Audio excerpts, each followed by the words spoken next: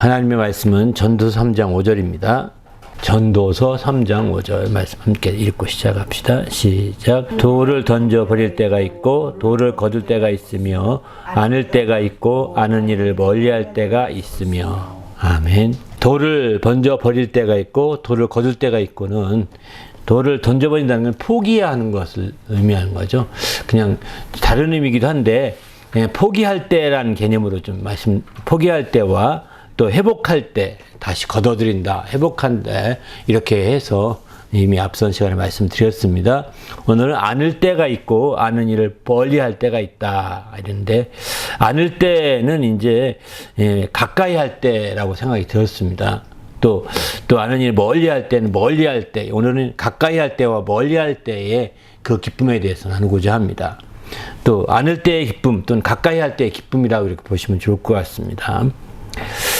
보통 안을 때, 성경에 안을 때의 기쁨이라고 할 때 이사야서 66장 11절 보게 되면은 너희가 젖을 빠는 것 같이 그 위로하는 품에서 만족하겠고 젖을 넉넉히 빤 것 같이 그 영광이 풍성함으로 말미암아 즐거워하리라 이렇게 말하죠. 이제 안겼을 때의 그 기쁨, 안을 때의 기쁨은 안겼을 때의 기쁨이라고도 볼 수 있는데 정말 그 젖을 빨고서 이제 그 안긴 그 아이의 그 만족감을 말할 수 없고 또 젖을 빨는 아이를 안고 있는 그 엄마의 그 마음도 가장 이렇게 즐겁다고 합니다. 실제로 뭐 저는 젖을 안 줘봐서 모르겠지만 젖을 준 엄마들의 얘기를 간혹 들어보게 되면 굉장히 그 행복하다고 그럽니다. 그 아이의 젖 빠는 모습이 굉장히 행복해하는 그런 모습들을 너무 많이 얘기하거든요.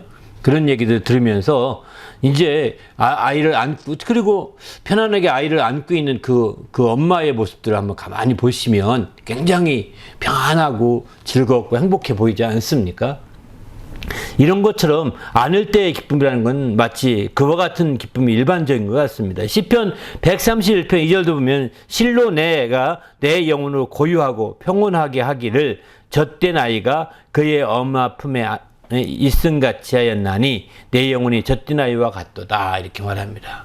엄마 품에 안겨 있을 때의 그 기쁨이 정말 크다는 것을 말씀드리고 반면에 이제 그 아이를 산고를 통해서 마침내 어려움을 겪고 나서 그 아이를 안았을 때 얼마나 기쁘겠어요. 그리고 실제로 아이가 태어나서 이제 정말 그 산고를 통해 태어난 아이를 그 엄마 품에 탁 얹어놓으면은 아이가 막 불안해하던 마음이 싹 가신다고 그러지 않습니까? 그죠? 엄마의 심장과 같은 심장을 느끼기 때문에, 왜 같은 심장을, 그 같은 배 안에서 심장 소리를 많이 듣고 자랐기 때문에 그 소리 때문에 더 그 아이가 평안해진다 이런 얘기도 하더라고요. 심리학, 아동 심리학자 얘기를 얼핏 듣게 되면은 그런 얘기들도 있는데 어쨌든 이제 그렇습니다. 요한복음 16장 21절 보게 되면은 정말 여자가 해산하게 되면 그때가 이르렀으므로 근심하나 아기를 낳으면 세상에 사람 난 기쁨으로 말미암아 그 고통이 다시 기억하지 아니하느니라 이렇게 말합니다.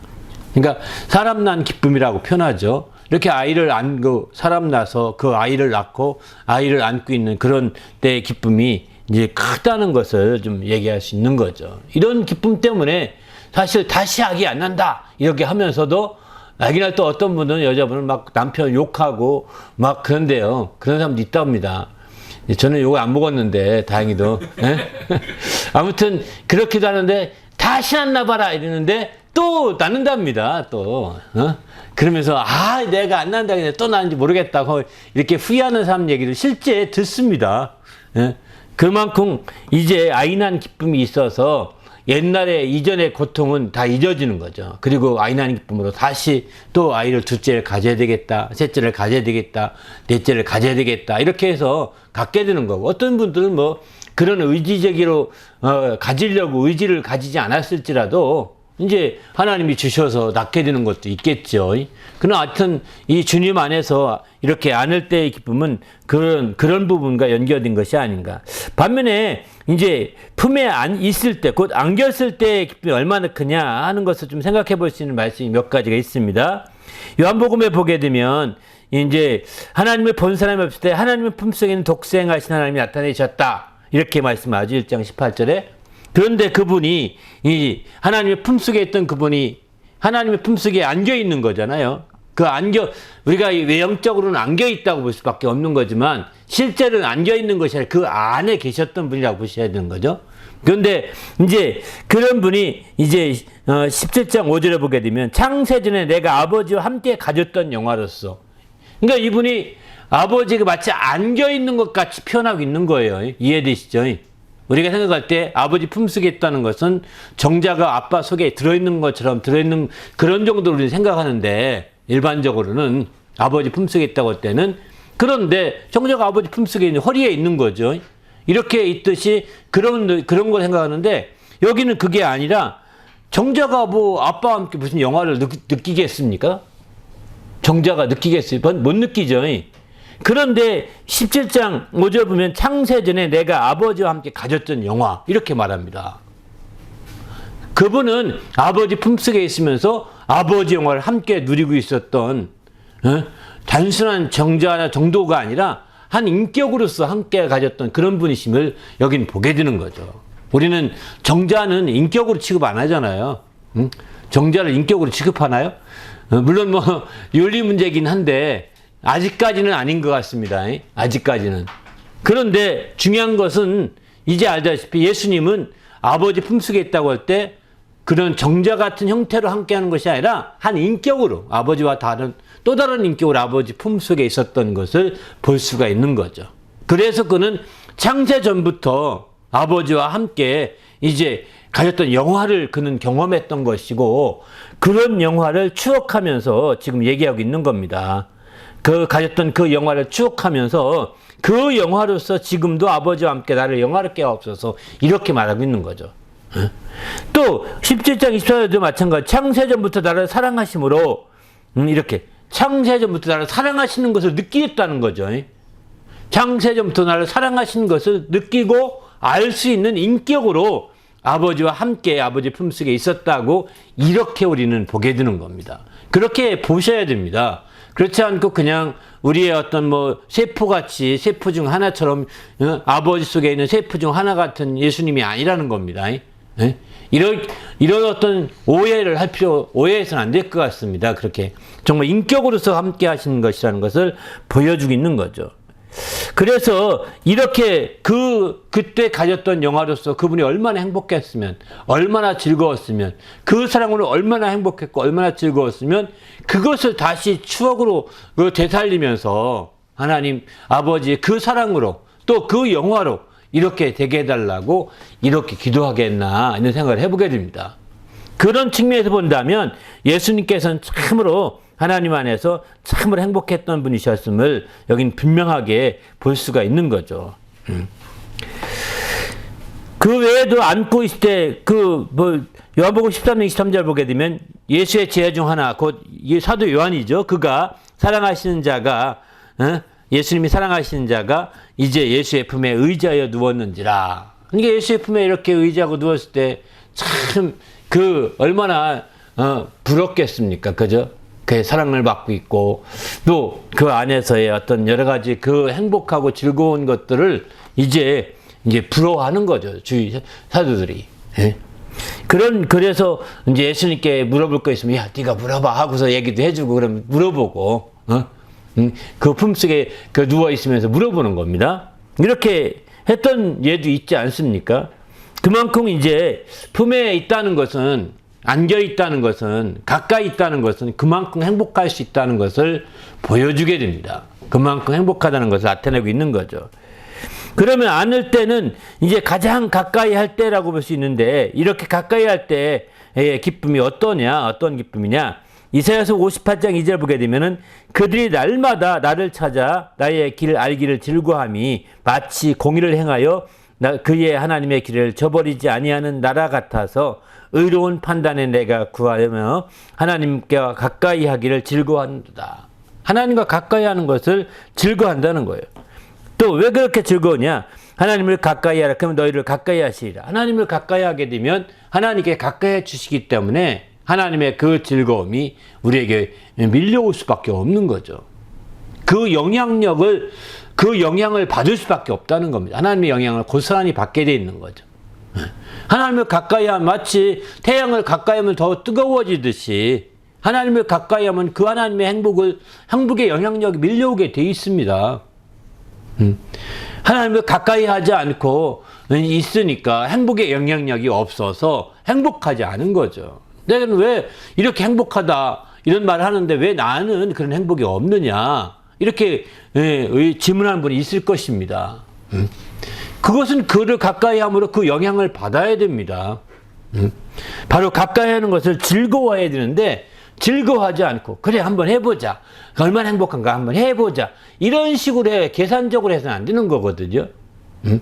이런 계산적으로 하면 그 행복을 영향을 받기보다는 하나님이 얼마나 영향 주나 한번 내가 해봐야지 다리 힘 버티고서 이런 식의 똑같은 겁니다.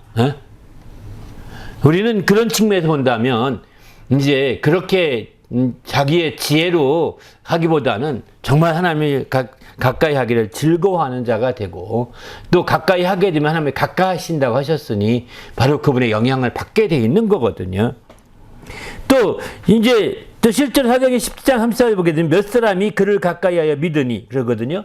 이제 17장의 이 말씀은 아테네에서 복음을 증가했어요. 사도 바울이 증가했는데 정말 그 아라오바우 광장에서 복음을 증가할 때 거기는 엄청난 큰 광장이 많은 사람이 모였었지만 실제 거기서 예수 믿겠다고 결심한 사람이 없었습니다. 그러고서 충격받게 되죠. 사도 바울은. 자기는 지혜롭게 설교를 잘 했는데 그 모든 것들이 이제 영향을 그들에게 믿을 수 있는 결심을 못 시켰다는데 큰 충격받고 이제 그 다음에 고린도로 내려갑니다. 고린도로 내려가서는 그 충격에 이제 말도 안 하고 잠깐 직거하게 됩니다. 직거하게 될 때 이제 하나님께서 그에게 주님이 나타나서 음성을 말씀하시죠. 이제는 잠잠하지 말고 말하라 이렇게 말합니다. 그때부터 그가 복음을 전하는 태도가 많이 바뀌었다고 합니다. 고린도 전서에 그가 쓴 서신서에 보게 되면은 나는 이제는 사람의 지혜의 말로 하지 않기로 결심했다. 오직 십자가에 달린 것 외에는 전하지 않기로 결심했다고 그는 이렇게 말하고 있거든요. 그는 고린도에서 아주 큰 복음 전환에 복음 전도에 큰 전환점을 맞이했던 거죠, 사실은. 그는 자기의 지혜로 전했던 모든 것들을 다 내려놓고 오직 이제 그 십자가에 달린 것 외에 십자가의 도 외에는 전하지 않기로 결심했고 오직 성령과 능력으로 하지 않고는 정말 사람의 지혜로 하지 않겠다고 결심했던 것을 보게 됩니다. 그런데 그때 여기서 그런 실패하심에도 불구하고 그가 가까이 했던 사람들 몇 명은 믿었더라 이랬거든요. 아테네에서 그 많은 사람을 결실하지 못했지만 그러나 그 가까이 했던 다른 사람이 데리고 가까이 사도 바울이 알고 있는 사람이 데리고 몇 명 가까이 있던 그 사람들은 나중에 믿게 된 거죠. 가까이 있어서 여기 가까이 하여 믿으니 이렇게 표현하지 않습니까? 가까이 하게 되면 영향받게 돼 있는 겁니다.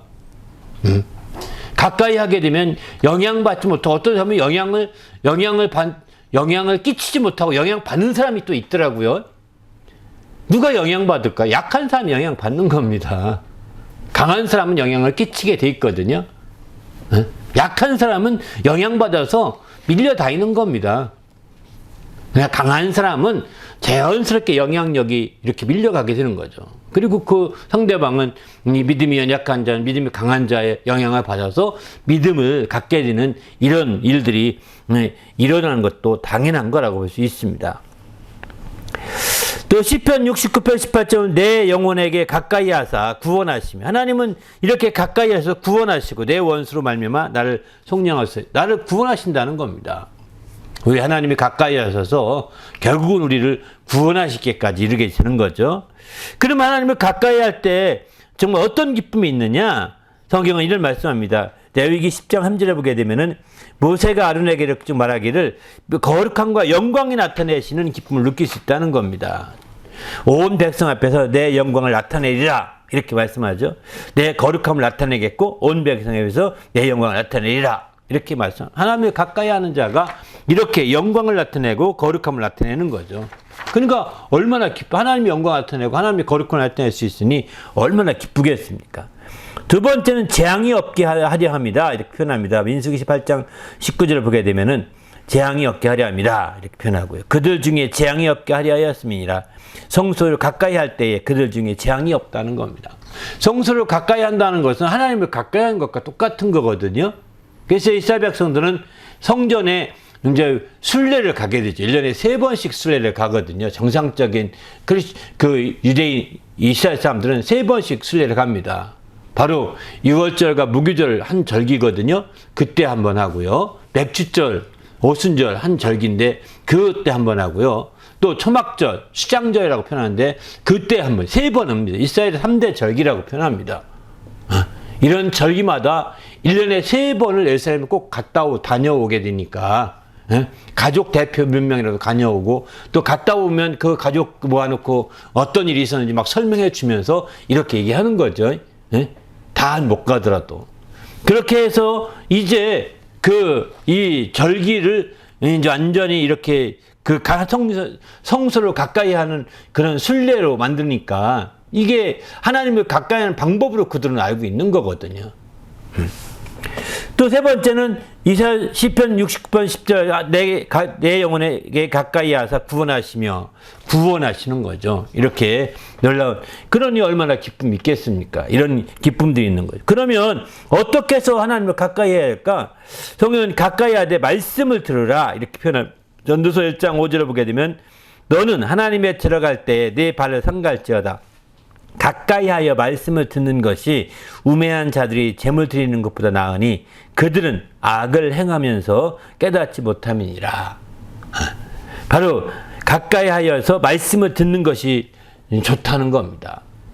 가까이 하되 그냥 그 성지 순례하고 그 성전 순례만 끝나고 오는 것이 아니라 말씀을 드려야 되는 거죠. 말씀이 약속이기 때문입니다. 이 약속이 살아있어야 사실은 우리 믿음이 살아있는 거거든요.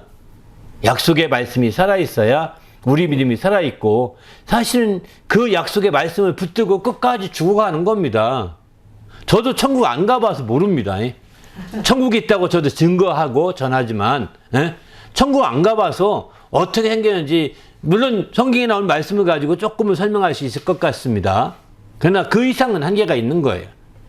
지옥 안 가봐서 지옥 어떻게 되는지 모릅니다. 그러나 성경에 마가복음에 보면 지옥에 대한 설명이 조금 있습니다. 예수님이 직접 언급하기를 그 지옥 이제 거기는 불로 소금치듯 하는 곳이고 구더기도 죽지 않는다고 이렇게 나오거든요.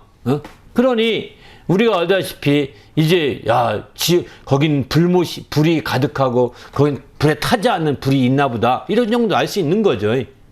예수님이 거짓말 하셨겠어요? 그죠? 그러니까 우리가 성경에 기록된 정도로만 아는 것으로 신앙생활을 하는 거죠. 그러나 이런 약속이 있을 때 그 약속의 말씀 때문에 죽기까지 하는 겁니다. 우리가 세상에서 우리가 즐거워하고 기뻐할 것이 얼마나 많습니까? 세상에 어떤 사람들은 재미를 느끼려고 하더라도 다 못 느끼고 거기 못 가서 억울하다고 하는 사람 얼마나 많습니까? 그러나 그렇게 함에도 불구하고 이제 우리는 하나님 말씀이 있어서 그런 것들을 다 내려놓고 살고 있거든요. 그렇게 살 때에 사실은 이제 마지막 죽기까지 하고자 하는 마음이 있기 때문에 그렇게 하는 것이지 그는 순교하고자 하는 마음이 없다면 그런 것이 없죠. 왜? 한 세상인데 즐길 거 다 즐기고 누릴 거 다 누리는 거 누구나 똑같은 인간의 마음이 아닐까요? 그러나 우리에게 순교의 신앙이 있고 순교의 마음이 있다면 이제 내가 목숨까지도 유보했는데 하나님 말씀 약속의 말씀 때문에 내놨는데 내가 뭔들 그런 재미 하나 내놓는 거 별거 아니잖아요. 그렇지 않습니까? 거기에 시간을 몰두하고 시간을 다 보낸다는 허비하는 게 얼마나 허망하겠습니까? 그런 삶을 피하고자 하는 거죠. 그런 것처럼 마찬가지라는 것입니다. 약속의 말씀이 살아있는 자가 그렇게 움직일 수 있는 거죠. 그걸 듣지 않으면 소용이 없습니다. 아무리 많이 성지순례 가도 소용이 없어요. 저도 성지순례 한번 가봤는데 거기 예수님이 걸었다는 길도 걸어가 봤는데 별거 아니더라고요. 예수님이 걸었다는 골목길 쭉 걸었거든요. 이렇게. 그리고 예수님 밑에 무슨 교회 그 밑에 가면 이게 예수님이 무슨 바위라고 하면서 지금 기억도 안 나는데 예수님이 걸어갔던 길 걸었다는 그런 정도 하나의 추억으로 끝나는 거지 거기에 약속이 있는 게 아니거든요. 그렇지 않습니까? 나는 성지를 몇 번 갔다. 돈 많으면 몇 번 갔겠죠. 여러분 돈이 없어 못 간 것 뿐이지. 예? 돈 많은 그러면 몇 번 간 사람이 구원받고 몇 번 간 사람이 천국 간다면 돈 많은 사람이 천국 간다는 거 똑같은 겁니다. 아닙니다. 약속의 말씀을 듣는 자가 천국 가는 겁니다. 약속 말씀을 정말 따르는 자가 천국 가게 되는 거죠. 그런 자들이 생명을 얻게 되는 것이고 하나님 나라를 유업을 받게 되는 것이죠. 그래서 하나님을 가까이 한다고 할 때는 말씀을 들어야 됩니다. 약속의 말씀을 붙들어야 합니다. 이게 가장 큰 핵심이라고 볼 수 있는 거죠. 두 번째는 이사야서 29장 13절 보게 되면 입으로만 가까이 하지 말고 마음으로 해야 된다 이렇게 말합니다. 입으로 나를 가까이 하며 입술로는 나를 공경하나 그의 마음은 내게 멀리 떠났다 이렇게 표현하지 않습니까? 입으로만 가까이 하지 말고 마음으로 가까이 해야 되는 것이죠. 그러니까 정말 이게 그 말씀을 들어도 입으로만 가까이 합니다. 시인만 하고 고백만 하고 끝나는 거죠. 시인만 하고 고백하고 끝나는 것이 아니라 마음으로 그것을 따라 내 의지와 내 마음의 의지와 마음의 뜻이 함께 동조해서 그 말씀을 따라 움직여 가야 되는 거죠. 마음의 뜻이 입으로는 고백하지만 마음의 뜻이 의지가 거기에 함께 동조하지 못하니까 변화가 안 일어나는 거거든요. 그래 그 들었던 입으로 고백한 그 말씀에 이제 우리의 의지와 뜻이 함께 거기에 함께 동조하고 함께 협력하고 이렇게 나갈 때 우리의 행동이 나타나게 되는 거 아니겠습니까? 그때 그 행동이 변화의 시작이라고 볼 수 있겠죠. 세 번째는 이제 시편 148편 14절에 보면은 그의 백성이 뿔을 높이시며 그는 모든 성도 곧 그를 가까이 하는 백성 이스라엘 자손의 찬양 받으시리로다 이렇게 표현합니다. 바로 이제 하나님을 찬양하는 것이죠. 하나님을 가까이 하는 백성이라고 한다면 찬양받기 합당하신 분이기 때문에 그분을 찬양하는 것입니다. 그분을 찬양함으로 하나님을 가까이 하는 자들은 그분을 찬양함으로 더 가까이 하게 되는 거죠. 그래서 여러분이 한 곡이라도 말이죠. 자꾸 찬양을 또 부르고 외우셔야 합니다. 가사를. 그냥 여러분이 의지적으로 암송하라, 애워라 이런 개념은 아니지만 안 불렀다는 것이 그만큼 그것을 모른다는 것은 가사를 난 잘 잊어버려요 이런다는 것은 안 불렀다는 거거든요. 많이 불러보십시오. 그게 기억이 날 수밖에 없고 그냥 아마 꿈속에서 노래 찬양할지도 모릅니다. 그런 사람들은 안 부르는 겁니다. 세상에 가수들이 한 번 공연하기 위해서 몇 번 부르는지 아십니까? 1000번, 10,000번, 어떤 분은 10,000번도 부르는 사람이 있다고 하더라고요. 목이 피가 나도록 부른답니다. 우리가 하나님의 어떤 성가대, 우리는 다 하나님의 성가대거든요. 성가대가 아니라고, 성가대 하면 열심히 하면 내가 무슨 연습하나요? 성가대입니다, 우리는. 구약시대는 성가대가 레위지파로 고정되어 있었습니다. 레위지파로. 그래서 아무나 성가대 안 시켰습니다. 그래서 그들은 레위지파, 하나님의 그 제사장 지파죠. 그들은 11조로 사는 지파들입니다. 그들이 주축이 되어서 성가대도 하고 다 모든 거 했습니다. 성전의 운영들이 다. 그런데 이제 신약에 와서는 한 지파로 정해 있지 않습니다. 그게 구약만 하더라도 성가대 조직을 막 뻑적색은 했지만 신약에 어디 성가대 조직이 나온 적 있습니까? 신약 성경에 성가대란 그런 성가 조직, 찬양 조직 이런 다 성경 구절에서 말씀해 보십시오. 그렇게 교회가 시작돼서 여러 교회가 있는데 너희 성가대는 어떻게 잘 하느냐 하고 물어볼 수 있는데 없잖아요. 그죠? 그냥 다시 말해서 신약 시대는 모두가 성가된 겁니다. 그래서 신약 시대의 성가대는 특별히 구약처럼 가운 입을 필요가 없는 겁니다. 구약 시대는 레위 지파로 구별됐기 때문에 가운을 별도로 입을 수밖에 없었잖아요. 신약 시대 성가대는 지금 다들 교회가 가운 입고 마치 구약으로 돌아가고 있는 겁니다. 구약으로. 이거는 구약교회예요. 성가대를 마치 앞에 딱 세우고 막 이렇게 뒤 배경을 만들고 가운 탁 입혀서 막 마치 천사들이 막 이게 몰려 선 것처럼 만듭니다. 왜 돈이 없어서 그렇게 화려한 가운을 안 입었지 돈만 있어 보십시오. 드레스 예쁜 드레스 입혀서 막 이렇게 시켰을 거요. 어디 뭐 요즘에 유튜브 같은 데 뜨는 거 보니까 서양에 그 천사들처럼 꾸며가지고 막 노래하는 팀들 있잖아요. 실제 천사 날개 같은 거 달고 합니다. 천사도 아닌데도 천사처럼 숙련해가지고. 저는 천사들의 찬양을 들어봤는데 그 인간이 아무리 그렇게 꾸며도 소용이 없습니다. 비교가 안 됩니다.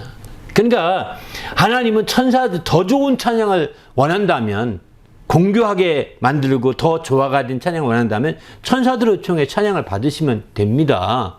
그런데 왜 정말 이렇게 아주 목소리도 형편없고, 그런데 왜 이렇게 찬양도 잘 못하고 음치인 사람들을 통해서 하나님의 자녀들을 통하여 찬양받기 원하실까요? 이게 다른 거예요. 천사들과 달리 하나님 우리를 낳으셨기 때문에 우리의 가족들이 그렇게 음치고 못해도 어린애가 막 찬양하려고 얼마나 노래할 때 얼마나 기뻐합니까? 가수보다 훨씬 좋아하잖아요. 그 애가 무슨 박자를 압니까? 그 애가 뭘 음정을 제대로 하겠습니까? 모르잖아요. 그럼에도 불구하고 기뻐하듯 하나님이 마치 그런 거예요. 우리가 난 박자 못한다, 음정 못한다, 음치다 이런 얘기 다 하지 마셔야 합니다. 정말 하나님 찬양할 때는 정말 하나님을 기뻐서 찬양하고 그 자꾸 또 찬양하고, 여러분이 막 마음에 감동된 찬양이 있다면 계속 부르세요. 그 주 내내 부르세요. 계속 부르면 그 찬양을 다 외우게 됩니다. 저는 찬양을 외워서 했으면 원해서 저희 교회 같은 경우는 이제 그 찬송가는 사절까지 있다 보니까 막 서로가 헷갈리더라고요. 막 중간중간에 막 여러 번 불러도 중간 가사가 막 뒤집박죽 됩니다. 그러면 또 그 인간적인 면에서 이런 마음이 들더라고요. 그래서 저희 최근에는 이제 복음성가 중에서 좋은 은혜나 이제 감사나 이런 찬송들을 좀 뽑아서, 복음성가는 가사가 단촐하잖아요. 그래도 그죠? 쉽게 외울 수 있으니까. 그래서 저희는 외우게 하려고 좀 아주 그 집중해서 좀 하고 돌려가면서 그것만 집중해서 하고 있습니다. 대해서 꼭 뽑아가지고. 아무튼 다른 거 물론 뭐 찬송가도 합니다. 하면서 그건 꼭 다이어트 한 주에 한 번씩 꼭 하도록 돌려서 하니까 거의 대부분이 하는 것 같아요. 그래서 궁극적으로는 그 대해서 꼭 중심으로 찬양 예배를 드리고자 하는데 목적을 두면서 악보 없이 그때는 막 찬양하려고 합니다. 아무튼 우린 주님 앞에서 정말 하나님 앞에 참된 찬양으로 그 악보를 밖에 두고 찬양하면 그냥 내가 수동적인 찬양이 되고 맙니다. 앞에 가사 읽으면서 찬양하면 수동적인 찬양이 되는 겁니다. 그런데 악보를 밖에 두지 아니하고 악보를 안에 두고 찬양하면 능동적인 찬양이 됩니다. 그래서 그 가사를 안다는 건 굉장히 중요합니다. 안에 두고 자기 마음 그 믿음을 담아서 얼마나 할 수 있거든요. 정말 악보를 밖에 두고 하면 그 따라가기 바쁘지만은 악보를 안에 있으면 다 아니까 그제부터 믿음을 담는 거예요. 이런 멋진 찬양을 얼마나 할 수 있는데, 이제 우리가 하나님을 가까이 하지 않는 자들은 이런저런 핑계를 대면서 자꾸 뭐 하는 거죠. 여러분이 작은 악기 하나 다룬다면 그 악기도 계속 써보세요. 자꾸 써보세요. 왜 안 쓰십니까? 자꾸 써서 그걸 발전시키고 또 발전시키고 또 발전시키고 막 해보세요. 그래서 이렇게 해서 하나님을 찬양하는데, 여러분이 입으로만 아니라 작은 악기 하나, 리코더 하나라도 말이죠. 그렇게 해서라도 한다면 얼마나 아름답겠습니까? 왜 할 수 있는 것도 안 하고서 그냥 우리는 그 세상에 별걸 다 하면서 왜 안 하는지 잘 모르겠다는 생각이 듭니다. 아무튼 우리는 주님 안에서 어찌든 간에 더 찬양할 수 있게 부탁드립니다. 할렐루야. 반면에 또 성경에 보게 되면 이제 또 한 가지는 이제 오늘까지 행한 것 같이 해야 된다 했는데, 여호수아서 23장 8절 보면은 오직 너희 하나님 여호와께 가까이 하기를 오늘같이 행한 것 같이 하라, 이렇게 표현했거든요. 오늘까지 행한 것 같이 하라. 여호수아가 이제 그 이스라엘 백성들이 가나안 땅에 정착한 일을 다 거의 마무리 지으며 한 얘기거든요. 그리고 그는 이제 그 마무리 지으면서 그는 자기가 여기서 얼마 남지 않았다는 걸 알고서 이제 마지막 즈음에 한 얘기입니다. 여기가 지금까지 가나안 땅을 정착하고 빼앗고 그래서 정착한 것 같이 행하라는 겁니다. 오늘까지 행한 것 같이 그대로 지속적으로 행하라는 겁니다. 하나님을 가까이 하려고 한다면. 그러니까 다시 말해서 하나님을 가까이 하려면 적어도 오늘같이는 해야 된다는 얘기거든요. 지금 하나님을 가까이 한다면 지금 여러분이 이 설교를 듣잖아요. 그죠? 이 설교를 듣는 것 같이는 해야 된다는 거예요. 이것처럼 또 계속 또 듣고 또 듣고 또 듣고 다른 사람 또 듣고 또 듣고 이렇게 될 때 가까이 할 수 있는 길이 열리게 되는 거죠. 그러나 오늘같이 안 하는 사람이 많습니다. 오늘같이 안 하고 그냥 우물우물하는 경우가 많은 거죠. 반면에 성경에 보면 가까이 하지 말라는 것이 몇 가지가 있습니다. 한번 그건 여러분이 한번 참고해 보시기 바랍니다. 먼저 한 구절만 볼까? 65장 이사야서 65장 5절 보면은 사람에게 이르기를 너는 내 자리에 서 있고 내게 가까이 하지 말라. 나는 너보다 거룩함이라 하나니 이런 자들은 내 코의 연기요 종일 타는 불이로다. 이렇게 말합니다. 사람에게 이르기를 너는 내 자리에 서 있고 내게 가까이 하지 말라. 나는 너보다 거룩함이라. 이런 자들은 내 코의 연기요 종일 타는 불이로다. 하나님이 가까이 하지 말라고 그러시죠. 그런데 가까이 말하는 것은 내 거룩함에 가까이 하면 불에 이렇게 이제 연기가 되고 종일 타는 불이 되고 말 거라는 겁니다. 그러니까 여기 사람은 악한 죄악을 가진 사람이라고 볼 수밖에 없는 거죠. 하나님이 왜 가까이 하지 말라고 하겠어요? 가까이 하라신 분인데, 그죠? 가까이 하라는 것인데 가까이 하지 말라는 것은 죄악을 가지고 있는 자들이 그냥 그 상태로 회개하지 않고 가까이 하게 되면 이렇게 되는 거죠. 하나님의 거룩하심을 죄악을 회개하고 그래서 마침내 거룩함에 가까이 되는데 그렇지 않냐고 죄악 중에서 가까이 하고 범죄함으로 가까이 하고 우상을 섬김으로 가까이 하고 이렇게 한다면 바로 그들은 그 코에 연기가 이렇게 여기 표현대로 한다면 내 코에 연기요 종일 타는 불이다 이렇게 표현합니다. 그는 불 가운데 던져질 수밖에 없음을 표현해주고 있는 거죠. 그 외에도 가까이 하지 말 것들에서 쭉 좀 성경에 보게 되면 이런 것들은 다 이제 이게 범죄에 속한 거요. 더러운 것이요. 악한 것이라는 것을 얘기하고 있는 거죠. 이런 것들은 가까이 하지 말 것을 권하고 있는 거죠. 끝으로 하나님은 어떤 자를 가까이 하시고 어떻게 하실까? 이랬거든요. 하나님은 진실하게 간구하는 모든 자를 가까이 하신다고 했습니다.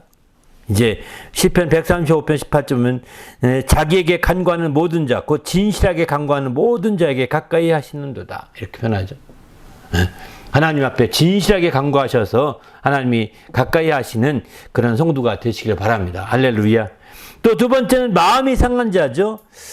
마음이 상한 자를 가까이 하시고 중심으로 통해하는 자를 구원하시는도다. 이렇게 말씀하죠. 시편 34편 18절에.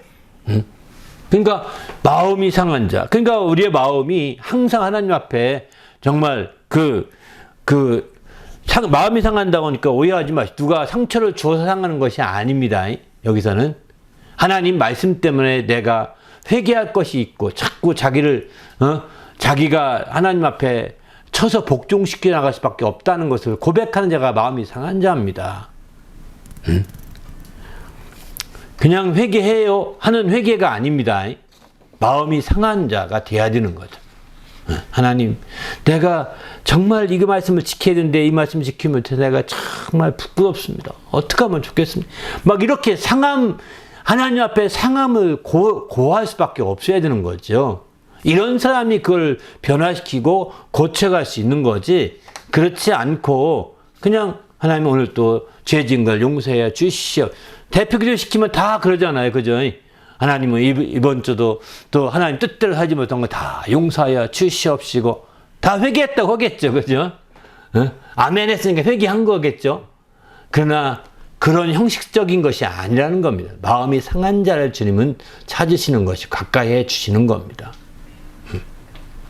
마음이 상했느냐는 거예요. 하나님 내가 말씀을 지키지 못하고 말씀을 행하지 못하고 그 악함으로 인해서 마음이 상했느냐는 거예요.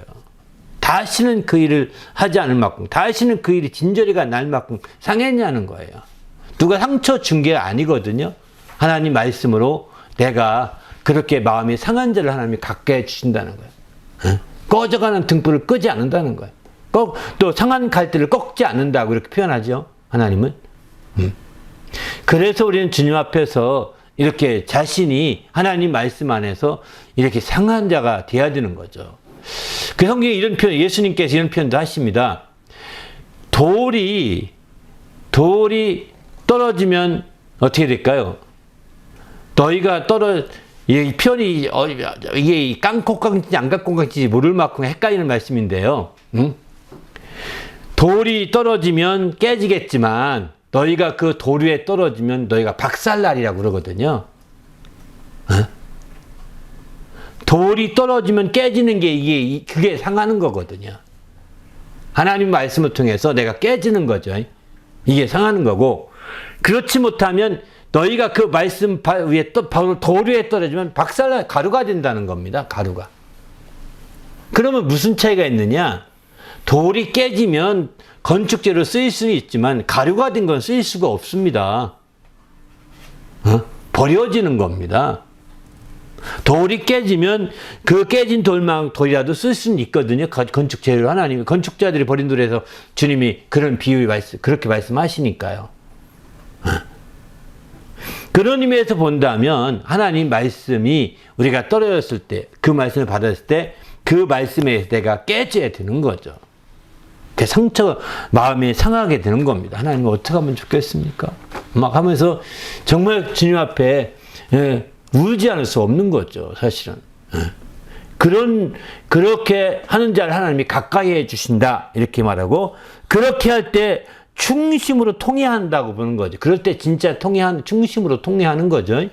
이런 자들을 하나님이 이제 구원하신다고 이렇게 표현하고 있습니다.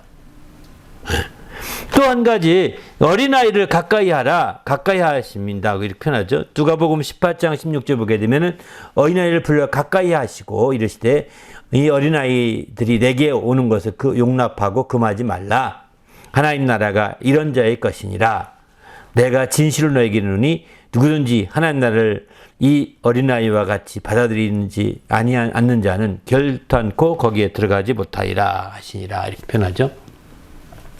어린아이와 같이 어린아이를 가까이 하신다. 여기는 이제 어린아이를 직접 앞에 세워놓고 한 표현이 이어서 얘기하지만 성경에 보면 이 어린아이와 같다 이렇게 표현하죠. 그러니까 어린아이가 되라는 것이 아닙니다. 어린아이의 어떤 순전함을 어린아이의 순수함을 얘기하고 있는 거죠.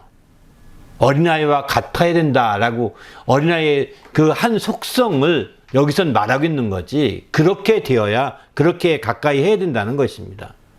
그럼 어린아이처럼 애기짓하고 손 빨고 레고 집어넣고 빨고 이거 아니란 말이죠. 그죠? 그러니까 플라스틱 쪽 집어넣고 빨잖아요, 애들이 다 장난치면서. 그러면 나도 애기짓 해야 되겠네. 그러면 하나님이 가까이 하시는 것이 아니라 어린아이처럼 순전함이 있어야 되고 순수함이 있고 이런 특성을 가리키는 어린아이 가치라고 표현하는 것은 그런 겁니다, 사실은. 네. 그렇게 해야 마침내 이제 누가복음에 보면 이제 천국에 들어갈 수 있다 이렇게 말하고, 그렇지 않은 자는 결단코 들어갈 수 없다, 심지어 이렇게까지 주님이 말씀하시니까 정말 하나님이 어린아이 같은 사람을 사랑한다, 가까이 하신다고 보는 거죠. 또 그 결과는 뭐냐? 영혼에게 가까이 하사 구원하신다고 시편 69편 18절에 이렇게 말씀합니다.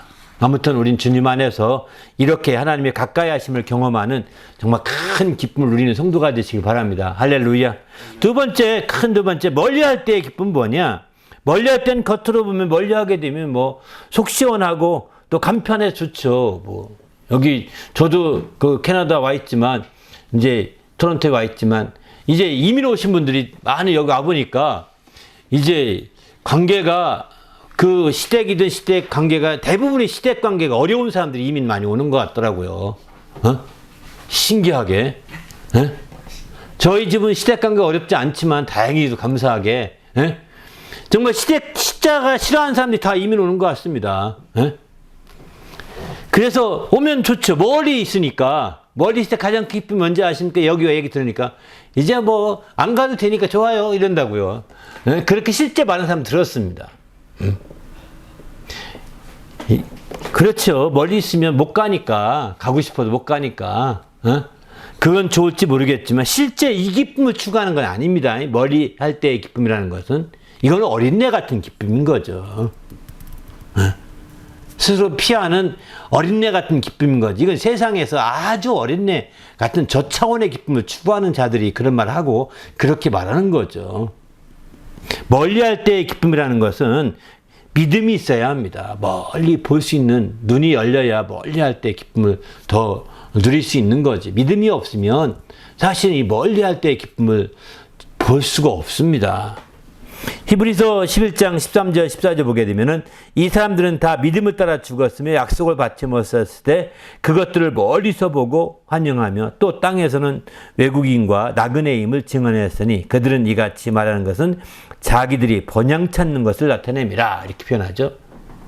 그러니까 멀리서 번영에 대한 소망을 갖고 멀리서 이렇게 믿음을 가지고 멀리서 볼 수 있는 그 멀리 볼 수 있는 믿음이 있어야 된다는 거예요. 믿음이 없으면 멀리 볼 수 없고 멀리 보지 못하면 멀리 하는 기쁨이 없어요. 어느 순간에 외롭다고 느끼고 그리고 그런 사람들이 또 이제 다시 한국에 가고 또 이런 사람도 있죠.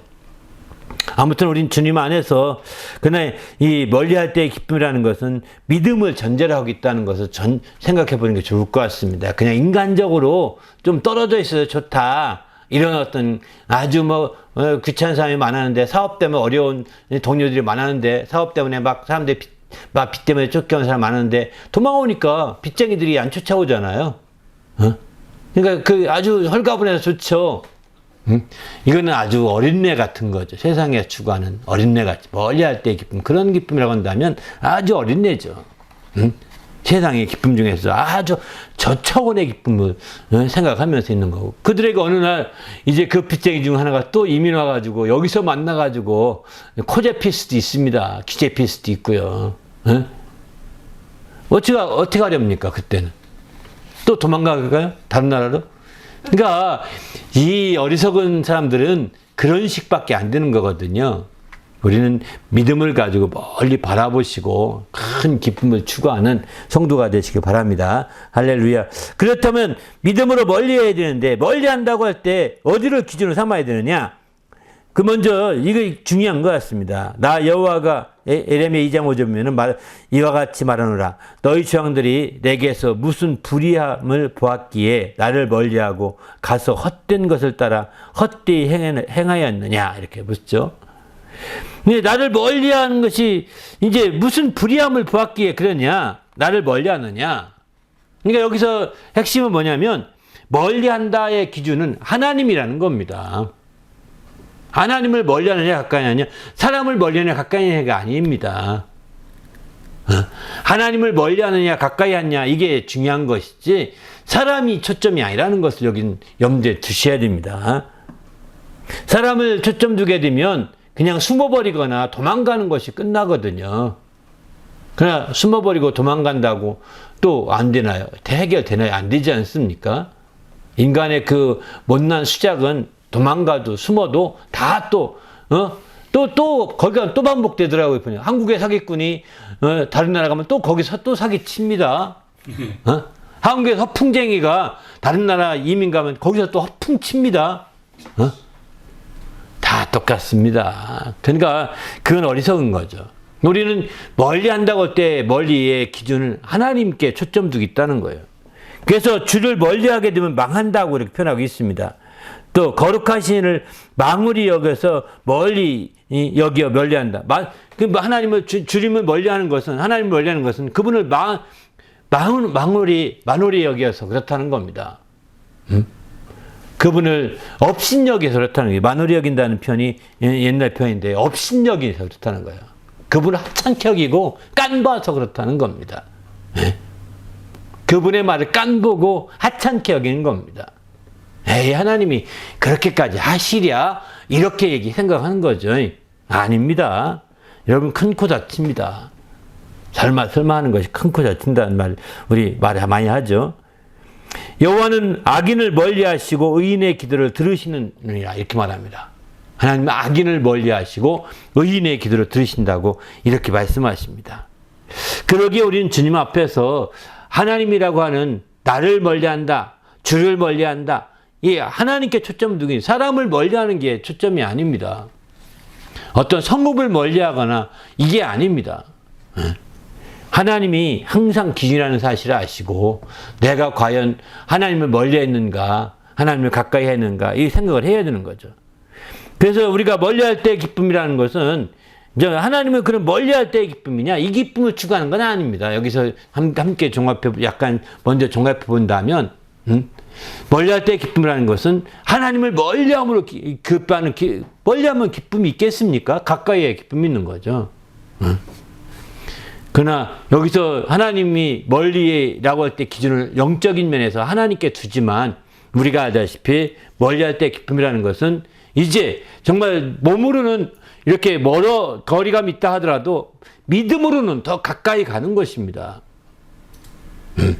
눈으로는 시각적인 차이로 멀게 느껴질지 모르겠지만, 시각적으로 멀게 느껴질지 모르지만 그때라도 우리가 기쁨이 있는 것은 믿음이 있어야 그 영적인 거리를 좁힐 수 있어서 하나님을 가까이 감으로 기뻐할 수 있게 되는 거죠. 우리는 교회당이 먼다고 해서 그 신앙이 먼 것이 아니거든요. 예배당이 멀다고 해서 그 신앙이 멀리 있는 것이 아닙니다. 믿음이 있느냐 없느냐가 큰 차이죠. 비록 우리가 겉으로는 시각적인 면에서 겉으로 육신의 감각으로는 멀리 있을지 모르겠지만 그러나 믿음으로는 가까이 있을 수 있거든요. 믿음으로는 가까이. 하나님은 멀리 계신 분이 아니라 항상 가까이 늘 계시니까요. 하나님 멀리 계신 분이 아니라고 하지 않습니까?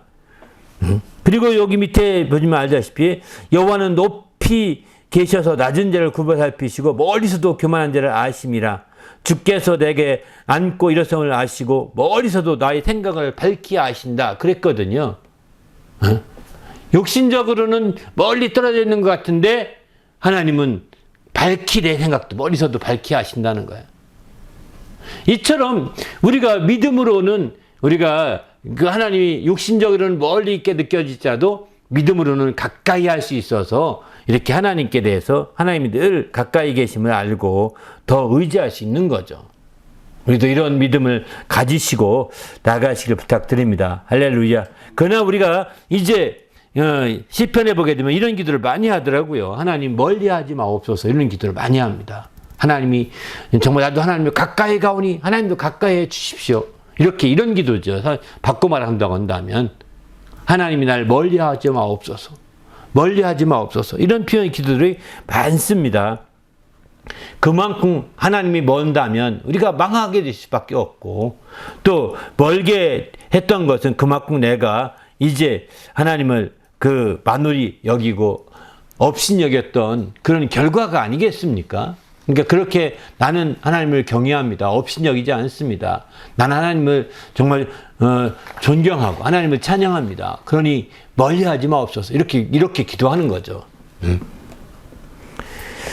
그러면 참된 기쁨을 위해서 우리가 특히 멀리할 것이 있는데 무엇일까? 성경은 이제 그럼에도 불구하고 우리가 이 땅에 있는 동안에 멀리해야 할 것을 멀리하라고 주님이 말씀하시고 성경에 말씀하고 있는 것들을 보면 구약에 10가지가 있고 신약에 3가지가 있더라고요.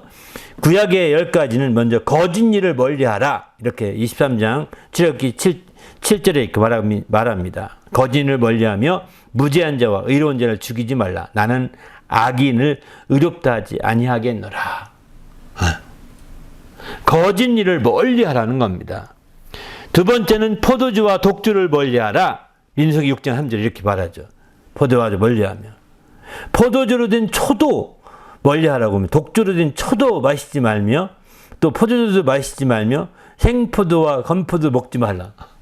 생포도, 건포도 먹으면 안 될 것 같은데. 저희 집은 포도 식초를 만들어서 먹고 있는데 이것도 걱정되네요. 그죠?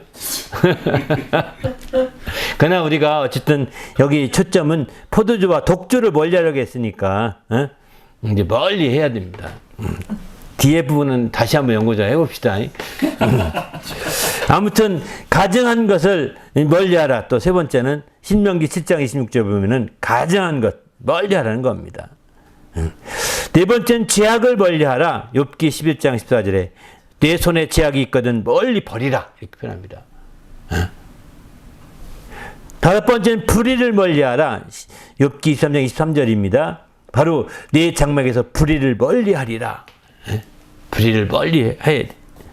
또 삐뚤어진 말을 입에서 멀리하라. 잠언 4장 24절 보면 이렇게 말하죠. 구부러진 말을 내 입에서 버리며 삐뚤어진 말을 내 입술에서 멀리하라. 삐뚤어진 말이 무엇일까요? 구부러진 말은 무엇이고, 구부러진 말은 무엇일까요? 괜히 제가 볼 때 구부러진 말은요 비꼬는 말 같은 것 같아요. 이렇게 말하면서 아주 기분 나쁘면 비꼬잖아요, 그죠? 구부러진 말 그때 하는 것 같습니다. 자, 이렇게 그렇게 삐뚤어진 말은 이거는 비꼬는 말보다 좀 더 나쁜 쪽이야 보시면 될 것 같습니다. 네? 이거는 어떤 비꼬는 말보다는 조롱하는 말, 막 이렇게 말을 하더라도 조롱조 말이 있지 않습니까? 단순하게 비꼬는 말보다도. 네? 영어 성경은 어쩐지 잘 모르겠는데 제가 읽을 때는 그냥 느껴보는 그렇습니다. 하여튼 이런 말은 할 수 있으면 존경하는 차원에서 말해야지. 그렇게 해서 안 될 것 같습니다. 또 일곱 번째는 내 길을 창녀에게서 멀리하라. 여긴 그에게는 잠언 5장은 창녀에 대한 얘기 쭉 나오는 거거든요. 창기에 대해 나오고 있는데 창기라고 할까요? 창기에게서 멀리. 창녀, 창기. 그 음행하는 자들과 멀리하라는 것이죠. 그 다음에 다툼을 멀리하라. 잠언 20장 3절에 다툼을 멀리하는 것이 사람에게 영광이다 이렇게 말합니다. 비난하는 자마다 다툼이 일으키느니라. 또 패역한 자의 길을 멀리하라. 22장 5절에 보면 이렇게 표현하죠. 패역한 자의 길에는 가시와 올무가 있거니와 영혼을 지킨 자는 이를 멀리하느니라. 그러니까 패역한 자를 멀리한다는 건 가시와 올무를 놓는 자를 멀리하라는 겁니다. 가시와 올무를 놓는 자 멀리하라는 거예요. 그 다음에 열 번째는 헛된 것과 거짓말을 멀리하라. 또 전주 30장 8절에 나오죠. 헛된 것과 거짓말을 내게서 멀리하옵시며 이렇게 헛된 것과 거짓말을 멀리하라고. 앞에 처음에 일을 멀리하라고 했는데 여기는 거짓말이라고 표현합니다. 일부러 좀 약간 다른 것 같아서 써놨습니다.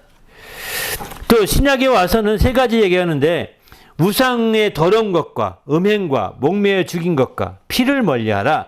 이렇게 이제 예루살렘 교회 회의에서 사도들이 결정한 사항들입니다. 이 네 가지가 이제 신약에서 율법적인 것들, 구약의 율법적인 걸 다 종합해서 이 네 가지만 멀리하라고 얘기하고 있거든요. 우상의 더러운 것과 음행과 목매인 것과 피를 멀리하라. 그러니 이렇게 편지하라 하는 것이 옳다. 그들이 결정 내렸고 마침내 15장 29절 보면은 그들이 가서 이렇게 권하죠. 대표로 보냈는데 권하기를 우상의 제물과 피와 목매에 죽인 것과 음행을 멀리하라.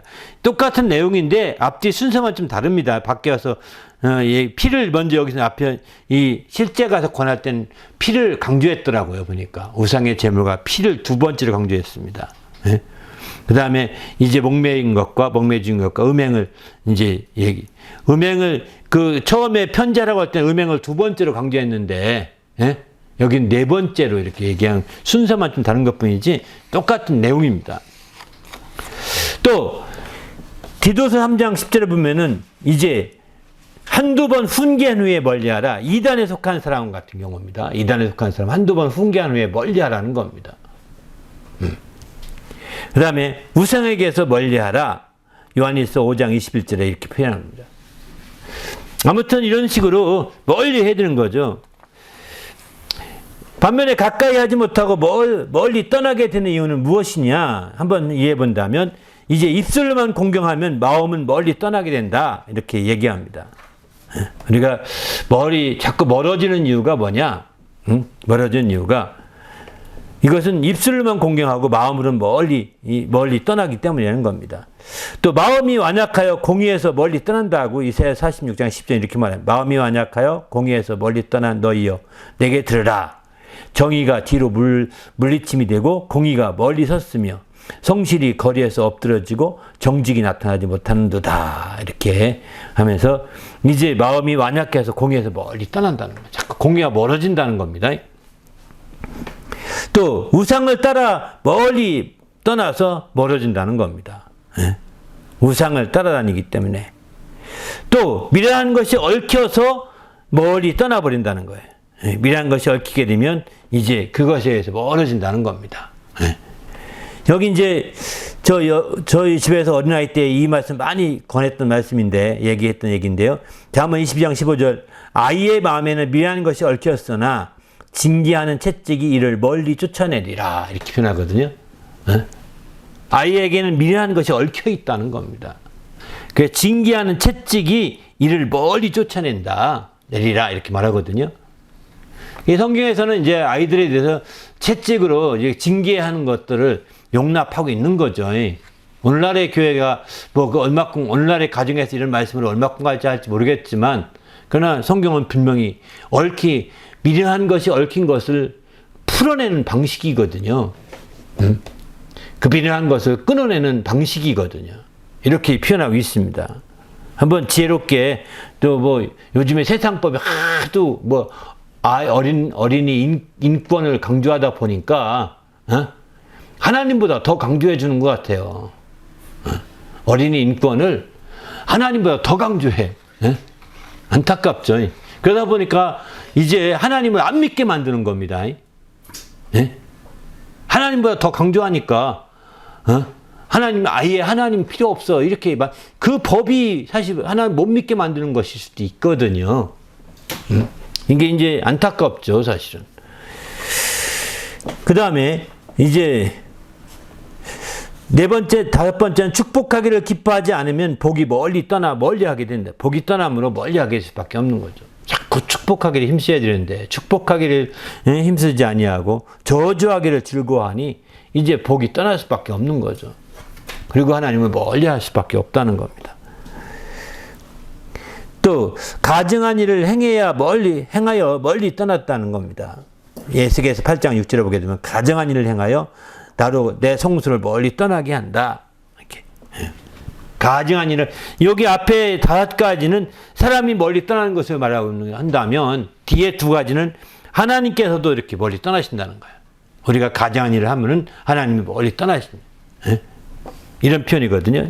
그 에스겔서 8장 6절은 내 성소를 멀리 떠나게 하느니라. 나로 내 성소를 떠난다. 이렇게 표현하죠. 너희가 가증일 하니까 내가 성소를 가까이 하고 싶지가 않다는 겁니다. 아예 말라기서 같은 데 보게 되면 저들이 들어오지 못하도록 성전문을 닫을 자가 있었으면 좋겠다. 이렇게까지 말씀하신다고요. 너무 가증하게 행동하니까. 그렇게까지 말씀할 정도로 하나님이 그 내가 성소를 떠난다고 말씀하시는 것도 그런 얘기인 거죠. 또 오바댜 1장 11절 보면 내가 멀리 섰던 날 곧 이방인이 그의 재물을 빼앗아 가며 외국인이 그의 성문에 가서 예루살렘을 얻기 위하여 제비 뽑던 날에 너도 그들 중에 한 사람 같았느니라 이렇게 표현하죠. 그러니까 여기서 보게 되면 주님이 떠나게 되면 우리 주님이 멀리 서게 된 정말 우리가 주님이 여기 있다가 저도 떠나죠. 멀리 계시면 내가 멀리 한 거하고 똑같은 겁니다. 내가 멀리 섰던 날, 그날이 주님이 떠난 날이 내가 멀리 섰던 날이라고 보시면 될 것 같습니다. 우리는 나는 가만히 있는데요. 왜 그러니까 주님 멀리 가지 마옵소서, 멀리 하지 마옵소서 표현이 뭐냐면 주님이 가까이 해주시면 내가 떠나가도 정말 가까운데 물론 그렇게 하면 말이 안 맞죠. 어폐가 안 되는 말이 안 맞는데 그냥 내가 아무리 여기 있어도 주님이 멀리 가버리시면 멀어지는 거거든요. 이렇게 내가 멀리 섰던 날, 이게 주님이 멀리 섰던 날이라고 표현한 거예요. 바로 이방인이 그들의 재물을 빼앗아 간다는 겁니다. 외국인들이 그의 성문에 들어가서 엘셈 어깨에 제비 뽑는다는 겁니다. 그런 날이 된다는 거예요. 그러니까 우리는 안타깝죠. 이게 완전히 주님과 멀어지면 이렇게 패망할 수밖에 없음을 보는 거죠. 주님도 떠나 멀리 서게 되면 어떻게 되냐? 망할 수밖에 없는 겁니다. 이렇게 주님이 떠나가면 그게 망함의 지름길이거든요. 우리도 주님 안에 깨어서 정말 이런 주님이 멀리 정말 가시지 않도록, 그러나 우리가 아무리 육신적인 면에서 멀리 있는 것 같을지라도 그러나 믿음으로 그 거리를 좁혀가는 자가 되게 해달라고. 이게 가장 중요한 거예요. 멀리할 때 기쁨을 회복하기 위해서는 정말 믿음으로 거리를 좁히는 것밖에 없는 거거든요. 육신으로의 거리를 좁히는 것이 아닙니다. 육신의 거리는, 육신은 피를 섞고 살아도요, 먼 사람 많습니다. 먼 사람 많아. 같은 침대에 사면서도 지구 반대편에 사는 사람 많잖아요. 네. 같은 침대에 사는데도 지구 반대편으로 산다니까요. 반대편을 향해 가고 누워있는 사람 얼마나 많습니까? 아무튼 우리는 주님 앞에서 몸이 가깝다 가까운 것이 아니라 믿음으로 가까워져야 되는 겁니다. 할렐루야.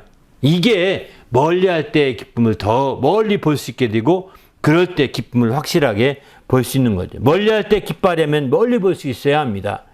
바로 이제 베드로 그 히브리서 11장에 이제 믿음으로 멀리 볼 것을 말씀하고 있고요. 베드로서 1장 9절에 보면 이런 것이 없는 자는 맹인이라 멀리 보지 못하고 그의 옛죄를 깨닫게 된 것을 잊었느니라, 이렇게 표현하죠.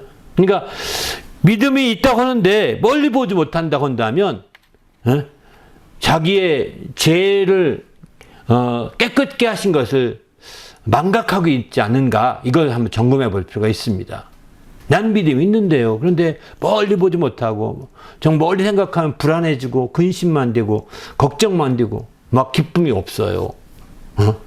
이유는 뭐냐? 그의 옛죄를 깨끗게 하심을 잊었기 때문에 나타난 현상이라는 겁니다. 정말 우리가 믿음으로 말미암아 멀리 보는 것도 중요하지만 나의 옛죄, 내 죄를 속죄하신 것을 깨달아야 되는 거예요. 그것을 힘있고 살아야 되는 거예요. 주님의 용서하심을 누리며 살아야 되는 거죠. 그럴 때에 비로소 정말 하나님의 놀라운 역사를 볼 수 있는 거죠. 예, 사도행전 17장 27절 보면 하나님은 멀리 계시지 않다고 했어요. 하나님 그는 우리 각 사람에게 멀리 계시지 아니하도다, 이렇게 말씀하시거든요. 하나님 멀리 계신 분이 아닙니다. 우리가 정말 하나님은 하늘들의 하늘에 계시다고 그러거든요. 우리가 얘기하기를, 그죠? 이 하늘들은 뭐냐면 대기권의 하늘 밖에, 우주 하늘 밖에 그 하나님의 하늘인데, 이 삼층천이라고 표현하거든요. 그래서 보통 성경에서 그렇게 표현하기도 하는데, 근데 그 하늘에 계신 분이 보니까 이 적어도 지금 우리의 지구에서 우주만 뚫고 가려도 150억 광년이 걸리지 않습니까? 이게 반지름이 150억 광년인가요? 지름인가요? 정확히 모르지만, 정말 그 지구를 벗어나도 150억 광년 걸린다는, 요즘에 얼핏 그런 얘기 저는 그렇게 이해하고 있는데, 만약에 그게 사실이라면 우리는 평생도 못 갑니다. 벗어날 수 없습니다. 평생 가도. 빛의 속도로 달려도요. 네, 우리가 150억 년 못 살거든요. 겨우 기껏 해봤자 100년 살지 않습니까? 100광년밖에 못 가는 겁니다. 이 땅의 빛으로는. 가까이 할 수가 없는 거예요. 100광년밖에. 아무리 평생 가까이 해도.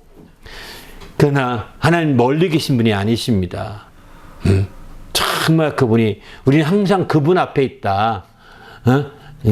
정말 그분 앞에 있다고 하는 신전의식을 우리가 갖고 살아야 되는 거죠. 바로 믿음으로 말미암아 이것이 가능한 것입니다. 다른 것은 불가능합니다. 믿음으로만이 신전의식을 가능한 거예요. 이렇게 하기 위해서 하나님은 전에 멀리 있던 너희가 그리스도 예수 안에서 그리스도의 피로 가까워졌다, 이렇게 말하죠. 가깝게, 멀리 있던 우리지만 그리스도의 피로 가깝게 해주셨다, 이렇게 말씀하고 있는 거죠. 골로새 1장 21절 22절도 마찬가지입니다. 너 전에 악한 행실로 멀리 떠나 마음으로 원수되었던 너희였지만 이제는 그의 육체의 죽음으로 말미암아 화목하게 하사 너희를 거룩하고 흠없고 책망할 것이 없는 자로 하나님 앞에 세워서 가까이 하게 했다는 것입니다. 이렇게 우리 하나님이 우리를 멀리 있게 하지 않고 가까이 할 수 있도록 길을 열어놓으셨는데 여기에 믿음이 더해져야 되는 거죠. 이것을 믿음으로 말미암아 마침내 하나님과 정말 하나님의 하늘에 계실지라도 믿음으로 가까이 접근해 가고 가까이 함으로 말미암아 이제 정말 멀리 할 때도 멀리 볼 수 있는 믿음의 생김으로 말미암아 기뻐할 수 있는 것이죠. 멀리 할 때나 또는 이제 가까이 할 때나 이렇게 기뻐할 수 있길 부탁드립니다. 할렐루야. 함께 기도할 때 하나님, 내가 멀리 할 때든 가까이 할 때든 늘 기뻐하게 하셔서 우리 하나님을 기쁘시게 하는 귀한 일생이 되게 해달라고, 또 그래서 이런 신앙의 참 모습으로 가까이 할 때만 기뻐하고 멀리 할 때만 기뻐하고, 이건 한쪽으로 치우치는 것이 아니라 좌우나 우르나 치우치지 말라. 그게 형통하는 지름길이라고 했거든요. 우리가 형통할 수 있도록 멀리 할 때도 믿음으로 기뻐하고 가까이 할 때도 믿음으로 더 기뻐하고, 항상 믿음으로 이렇게 믿음으로 통일되어서 멀리 할 때든 가까이 할 때든 안을 때든 또 멀리 할 때든 항상 기뻐할 수 있도록 인도해 달라고 간절히 합심해서 기도하겠습니다.